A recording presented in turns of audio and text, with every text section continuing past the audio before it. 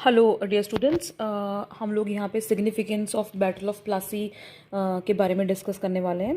तो देखिए, अभी तक जो ब्रिटिशर्स हैं उन्होंने बंगाल, जहाँ से 60% ट्रेड होता है, उनको वहाँ उस जगह की इम्पोर्टेंस को समझते हुए और उनको अपने बिलियंस, अपनी मनी इन्वेस्ट ना करना पड़े, पैसा ना देना पड़े, तो उन्होंने ये स्ट्रैटेजिक एक मूव चला। और देखिए, जो लोग वो उनके साथ व्यापार करना चाहते थे, जिन रूलर्स को आई मीन अगर हम बात करें कि ये कंपनी बाहर से आई थी और उन्होंने लोकल रूलर्स से परमिशन लेनी थी और और अपना काम करना था, ट्रेड करना था। अब कंडीशन ऐसी हो चुकी थी कि जो नवाब थे, जैसे सिराजुद्दौला, तो वो नवाब का भी कोई कंट्रोल जो था नहीं रह चुका हुआ था अपनी ही टेरिटरी में, अपनी ही प्रोविंस में। तो ब्रिटिशर्स ने विद बैटल ऑफ प्लासी काफ़ी ज़्यादा हद तक कंट्रोल हासिल कर लिया था। लेकिन इसको कंसोलिडेट कौन करेगा, पक्का कौन करेगा इस कंट्रोल को? Battle of Buxar. तो अब हम थोड़ा सा डिस्कस करने वाले हैं आगे फर्दर। तो एज अ रिज़ल्ट क्या होता है, जो मीर जाफ़र हैं, तो देखो ये क्या कर रहे हैं कि जब रूल करने वाले हैं, यहाँ ये स्ट्रैटेजी है इनकी, डिप्लोमेसी है कि ये कोई ना कोई जो इंसान है उसको साथ में मिलाएंगे, दूसरे जो नवाब की साइड का कोई होगा उसको अपने साथ। तो जो मीर जाफ़र थे उनको इन्होंने आफ्टर बैटल ऑफ प्लासी क्या बना दिया? नवाब बना दिया। तो हम देखते हैं, he gave large sum of money plus the zamindari of 24 Parganas to the Britishers.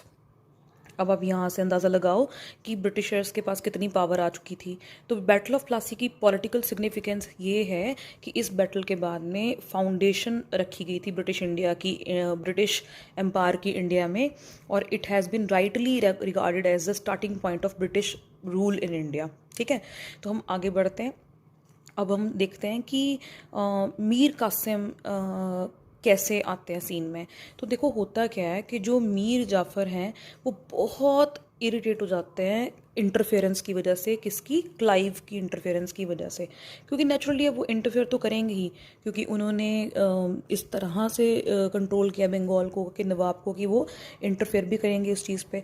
तो अब इनको, और इवन जो ये थे, इवन जो मीर जाफ़र थे, he entered into a conspiracy with the Dutch.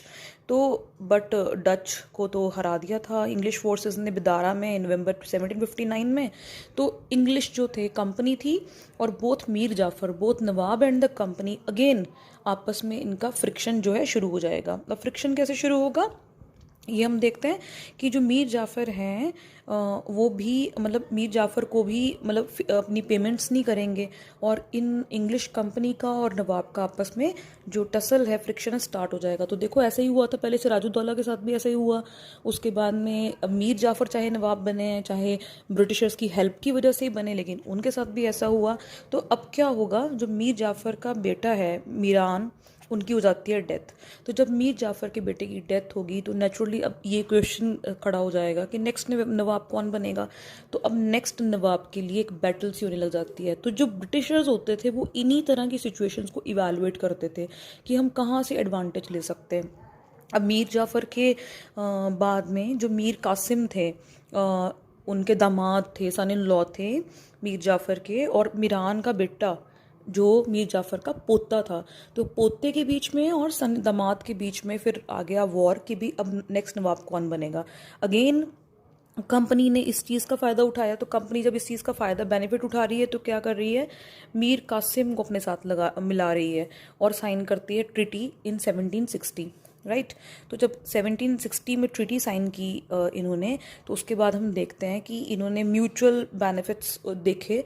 Mutual benefits में क्या क्या था? म्यूचुअल बेनिफिट्स में कंपनी जो मीर जाफ़र है वो कुछ एरियाज़ दे देगा, बर्दवान, मिदनापुर, चिटागोंग का एरिया दे देगा इनको, ब्रिटिशर्स को, और company would get half of the share in chunam trade. अब चूनम ट्रेड क्या है? जो चूना यूज़ किया जाता है बीटल लीव्स के ऊपर, पान के पत्तों के ऊपर, ये उस ट्रेड की बात कर रहे हैं, उस चूने की ये बात कर रहे हैं। फिर और इन्होंने काफ़ी ज़्यादा म्यूचुअली जो बेनिफिट्स देने थे, और बेनिफिट्स काफ़ी भारी थे। जैसे कि मीर कासिम ने प्रॉमिस किया था कि वो 5 लाख देंगे और कंपनी के वॉर एफर्ट्स में इन्वेस्ट करेंगे, क्योंकि कंपनी जो थी अब वो अपने कमर्शियल इंटरेस्ट को इम्पीरियलिस्टिक इंटरेस्ट में, यानी कि गवर्नमेंट बनाने चाहते थे, वो यहाँ पे रूल करना चाहते थे, वो इस तरह के इंटरेस्ट में वो शिफ्ट हो चुके थे। तो अब उसके बाद हम देखेंगे कि जो कंपनी आगे हम देखते हैं कि अब मीर कासिम क्या करते हैं। ठीक है, तो फाइनली जब मीर कासिम को नवाब बनाया जाएगा, उससे पहले जो मीर जाफ़र होंगे वो अंडर प्रेशर, इंग्लिश कंपनी के प्रेशर में आके वो रिज़ाइन करेंगे, और रिज़ाइन करने के बाद उनको मेयर ₹1500 की जो एनुअल एक फ़िक्स्ड अमाउंट है वो देकर मीर जाफ़र को नवाब बना दिया जाएगा। तो देखो, सिराजुद्दौला के बाद में आए मीर जाफ़र के बाद उन्होंने रिज़ाइन किया और फिर आए मीर कासिम। तो ब्रिटिशर्स के लिए ये एक कड़ियाँ थी जिनको वो जोड़ने की कोशिश कर रहे थे, ये सीढ़ियाँ थी जिनको वो चढ़ने की कोशिश कर रहे थे, जिसके बाद वो पूरे भारत को कंट्रोल करना चाहते थे। और बंगाल, आपको पता ही है कि वो commercially, strategically, politically, socially, economically बहुत इंपॉर्टेंट पोजीशन इंडिया में रखता था।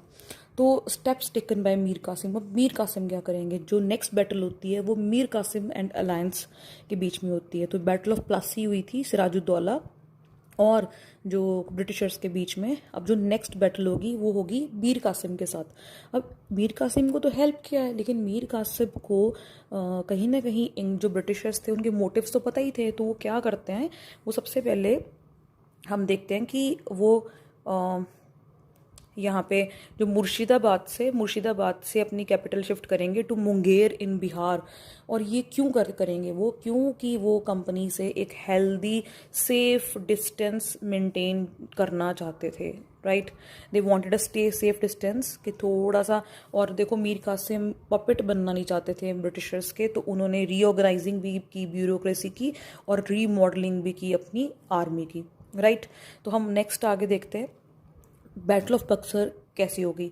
तो कंपनी को लगा कि भाई ये तो मतलब ये मीर कासिम तो हमारे साथ हमारा पपेट तो नहीं बना। तो अब मीर कासिम को क्या प्रॉब्लम्स आती हैं, जो कि वही प्रॉब्लम्स जो मीर जाफ़र को आई या सिराजुद्दौला को आई, सेम टाइप ऑफ प्रॉब्लम्स इनको भी आती हैं। तो जब लोगों को पता ही चल जाता है कि रियल जो कमांड है, रियल जो पावर है वो ब्रिटिशर्स के हाथ में है, तो अब क्या होगा, जो मीर कासिम के खुद का ही गवर्नर होगा, जैसे राम नारायण है, वो उन्हीं के खुद के डिप्टी गवर्नर थे बिहार के, अब वो उनको रिस्पॉन्ड नहीं करेंगे। जब वो उनको रिस्पॉन्ड नहीं करेंगे तो मीर कासिम को ये वो टॉलरेट नहीं कर पाएंगे कि भाई मेरे खुद के लोग ही मुझे नहीं फॉलो करते। And second, Dastak. तो देखिए, दस्तक जो ये परमिट है, पासिस है, ये एक बहुत इम्पॉर्टेंट पॉइंट है, जो कि ऑलमोस्ट अली वर्दी जो हमने बात की थी नवाब की, और उससे भी पहले से ये चीज़ें चली आ रही हैं। तो जब देखो, जब ये फारूक सियार का फरमान जारी हुआ था ना, जो हमने पिछले चैप्टर में पढ़ा, तो उसके बाद से पूरी कंडीशन ही चेंज होके रह गई। ये फरमान तो गोल्डन, जैसे कहते हैं ना, सोने की चिड़िया के समान, ये सोने की चिड़िया के समान था ये ब्रिटिशर्स के लिए, कि किस तरह से फरमान से उन्होंने इतना पैसा कमाया, और राजकोष जो था बंगाल का वही खाली करवा दिया ऑलमोस्ट, और पैसा सारा अपनी तरफ मूव कर लिया। तो अब देखिए, नेक्स्ट हम देखते हैं कि just a sec, just a minute, a bit of disturbance here, right। so अब देखते हैं हम कि किस तरह से आगे मिसयूज़ होता है दस्तक पासेस का। And then we will also look at कि how this battle actually starts. तो बैटल स्टार्ट कैसी होगी, बैटल में क्या होगा, जो मीर जाफ़र हैं, तो मीर जाफ़र क्या करेंगे, मीर कासिम क्या करेंगे, मीर कासिम ये भाग जाएंगे वहाँ से, और ऑलमोस्ट फ्लड करेंगे, अपनी अवध में जाके शरण लेंगे। और अवध में जब ये शरण लेंगे तो ये अवध के जो नवाब थे शुजाउद्दौला, तो शुजाउद्दौला जो अवध के नवाब थे, और शाह आलम, ये उनके साथ अलायंस बनाएंगे अपनी, कि भाई चलो हम लोग इन लोगों को, ब्रिटिशर्स को खदेड़ते हैं। ठीक ठीक है। लेकिन अब काफ़ी देर हो चुकी थी, अब खदेड़ने के लिए उन्होंने सोचा तो ज़रूर, लेकिन काफ़ी देर हो चुकी थी। तो फिर भी बहुत स्ट्रॉन्ग पावर्स हैं। आप खुद सोचिए, शाह आलम टू जो एक मुग़ल एम्परर है, फिर एक नवाब है अवध के शुजाउद्दौला, और प्लस एक बंगाल के नवाब है। तो 3 पावर्स को देखो ब्रिटिशर्स ने इस वॉर में हराया। तो ये वॉर में कैसे होएगी ये वॉर? बक्सर के पास ये लोग मिले आपस में। जब ये बक्सर के पास मिलते हैं तो अक्टूबर 22 1764 में ये बैटल होती है। और इसके बाद में ये बैटल डिसिसिव बैटल थी, क्योंकि इस बैटल के बाद में जो मुग़ल एम्पायर एम्परर है वो हार जाएंगे कम्प्लीटली, और विक्ट्री बना देंगे, विक्ट्री हो जाएगी ब्रिटिशर्स की। और जो इंग्लिश हैं वो ग्रेट पावर बन के नॉर्दर्न इंडिया में इमर्ज होंगे, और बाकी की पूरी कंट्री पे अपनी सुप्रीमेसी को अब ये दिखाएंगे, ठीक है, supremacy over the whole country. तो इस मूव के साथ कंसोलिडेट हो गया था एम्पायर। और after this battle Mir Jafar जो थे, तो नेचुरली देखो मीर कासिम के साथ प्रॉब्लम हो गई थी। तो मीर कासिम के साथ जब प्रॉब्लम हुई तो ये क्या करेंगे, जो पुराने नवाब थे मीर जाफ़र, उनके, क्योंकि देखो ये ना कॉन्स्टिट्यूशनल वे में काम करते थे, इनको ये स्टैम्पिंग, ट्रीटीज़, कानूनी कागजात, ये काम अपने पूरे पक्के करते थे। तो ये इन्होंने मीर जाफ़र को जब बीच में नवाब बना दिया, पोजीशन पे रखा, तो उन्होंने प्रॉमिस कर दिया, पुराने नवाब ने प्रॉमिस कर दिया कि भाई मैं तुम्हें सारे जो डिस्ट्रिक्ट्स हैं वापस करूँगा, मिदनापुर और बर्दवान और चीतागोंग, ये सारे डिस्ट्रिक्ट्स मैं आपको वापस करूँगा। और इंग्लिश जो थे उनको पूरी परमिशन दे दी गई थी ड्यूटी फ्री ट्रेड करने की इन बंगाल। तो ये बहुत बड़े स्टेप हो चुके थे। और उसके बाद में जब डेथ होती है मीर जाफ़र की, तो उनके जो बेटा है नाजिमुद्दौला को थोड़ी देर के लिए नवाब बनाया जाता है, लेकिन जो रियल पावर होती है वो नायब सूबेदार के हाथ में होती है। और नायब सूबेदार के हाथ में होती है, और नायब सूबेदार ऐसी पोजीशन है जिसे इंग्लिश कभी भी अपॉइंट और डिसमिस कर सकते हैं। तो देखिए कैसे पूरी की पूरी तख्ता पलट करके जो था ब्रिटिशर्स ने रख दिया था यहाँ पे। तो नेक्स्ट है ट्रीटी। और उसके बाद में जो रॉबर्ट क्लाइव हैं वो 2 ट्रीटीज़, वो रॉबर्ट क्लाइव इलाहाबाद की ट्रीटी साइन करते हैं विद नवाब शुजाउद्दौला।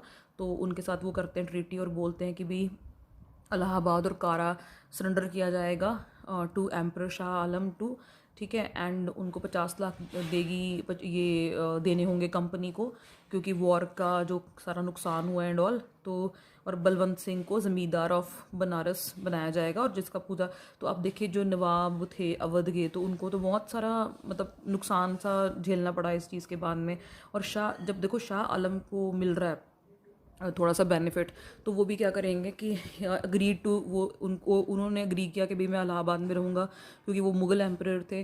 और मतलब कि और कंपनीज़ की प्रोटेक्शन के अंडर मैं मतलब वहाँ पे अपनी एक पावर इस्टेब्लिश करूँगा। और उन्होंने क्या कर दिया बहुत, और शाह आलम टू जो सेंट्रल पावर थी इंडिया की बहुत, और औरंगज़ेब के बाद में यही तभी कहते हैं ना कि जो लेटर मुगल्स थे या बाद के मुगल्स थे वो उतना ज़्यादा संभाल नहीं पाए। तो यहीं पे हमें देखने को मिलेगा कि मुग़ल एम्पायर देखो कितनी बुरी तरह से यहाँ पे डिक्लाइन हो रहा है। कि मुग़ल एम्पायर एक फरमान जारी कर रहे हैं कि हम आपको दीवानी राइट्स देते हैं बंगाल के, बिहार के और उड़ीसा के, राइट। तो ये यहाँ से देखो वो अपनी सारी खुद की टेरिटरीज अब ब्रिटिश को दे रहे थे, और with the provision of ₹53 lakhs to the company, 53 lakhs देने के लिए मान गए कंपनी को।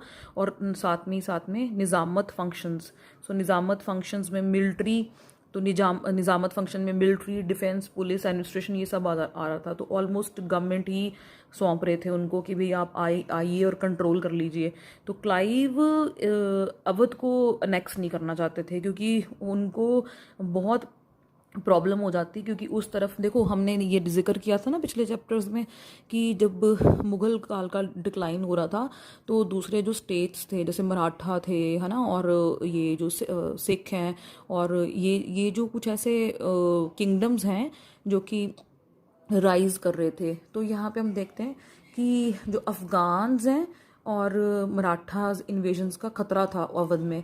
तो अभी ब्रिटिशर्स इतने इंटरेस्टेड नहीं थे, तो उन्होंने नवाब के साथ बड़ी फर्म फ्रेंडशिप इस्टेब्लिश कर ली थी अवध के नवाब के साथ, और उसे एज अ बफर स्टेट की तरह यूज़ किया था कि चलो इन्होंने देखो शाह आलम के साथ भी बड़े अच्छे प्रैक्टिकल अरेंजमेंट्स कर लिए, और अवध के नवाब के साथ भी कर लिए, ताकि उनको बाद में उनके साथ उनको किसी तरीके यूज़ करके आगे कदम बढ़ाया जा सके और बाकी का एरिया इंडिया में उसको इस्टेब्लिश किया जा सके, बाकी के रीजन्स को कंट्रोल किया जा सके। तो बाद में मीर कासिम का जिक्र किया हुआ है कि मीर कासिम को डीथ्रॉन कर दिया गया था Nawab of as a Nawab of Bengal में, और बाद में उनकी 1777 में डेथ हो गई थी। ठीक है, तो आगे हम देखेंगे dual government system in Bengal.